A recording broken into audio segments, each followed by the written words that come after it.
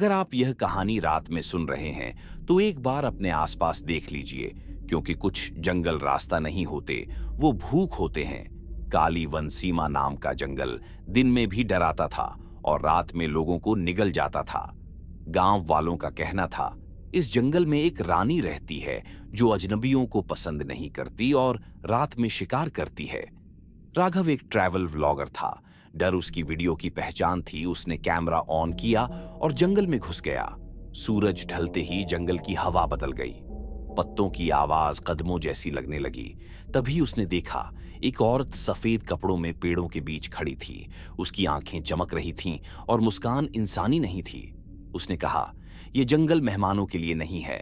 और वह गायब हो गई। अंधेरा गहरा हो चुका था। राघव का फोन बंद हो गया।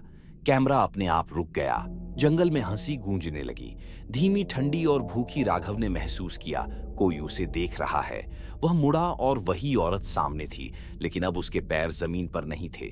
उसके नाखून, लंबे आंखें लाल और बाल हवा में लहरा रहे थे। उसने कहा, दिन में तुम मेहमान थे, रात में तुम मेरा शिकार हो।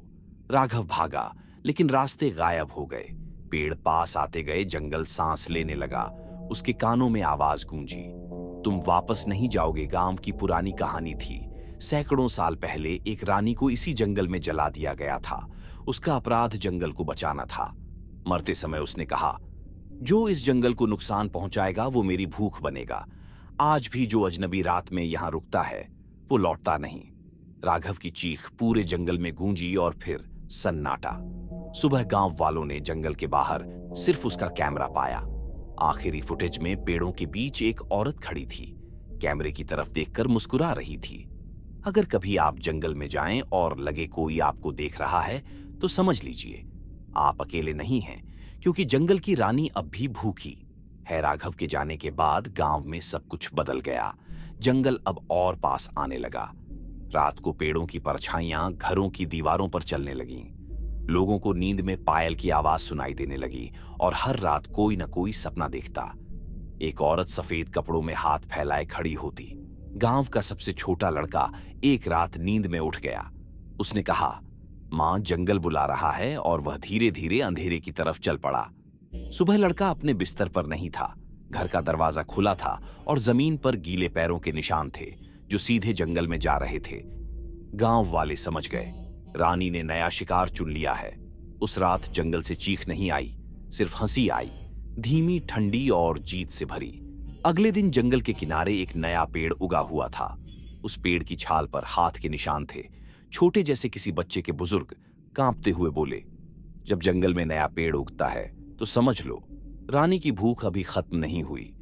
और अगर आज रात आप यह कहानी सुन रहे हैं और आपको लगे कि हवा में पायल की आवाज है, तो दरवाजा बंद मत करना, क्योंकि जंगल की रानी अब गांव तक आ चुकी है और अगला नाम शायद आपका है। उस रात गांव में कोई सोया नहीं।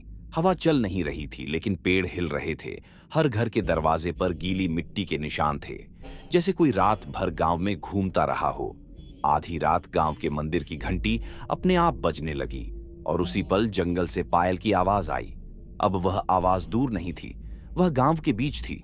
लोगों ने खिड़कियों से झांका और देखा, वही औरत सफेद कपड़ों में, लेकिन अब उसका चेहरा साफ था, आंखें खाली, मुंह मुस्कुराता हुआ और शरीर धुएं जैसा। उसने कहा, यह जंगल अब छोटा पड़ गया है, अब गांव मेरा है। एक एक घर की लाइट बुझने लगी, एक एक आवाज खामोश होने लगी। जो बाहर निकला वो वापस नहीं आया। सुबह सूरज निकला, लेकिन गांव नहीं जागा। चारों तरफ सन्नाटा था, कोई आवाज नहीं, कोई हलचल नहीं। सिर्फ पेड़ जो रात में नहीं थे, अब खड़े थे। उन पेड़ों पर चेहरे उभरे हुए थे, चीखते हुए, मुस्कुराते हुए। अब वहां कोई गांव नहीं था। नक्शे में उस जगह का नाम बदल गया, काली वन सीमा। और अगर आप यह कहानी अकेले सुन रहे हैं और आपको लगे कि आपके पीछे कोई खड़ा है, तो मोड़िए मत, क्योंकि जंगल की रानी शिकार के बाद पीछे नहीं देखती और अब वह आपके बहुत करीब है।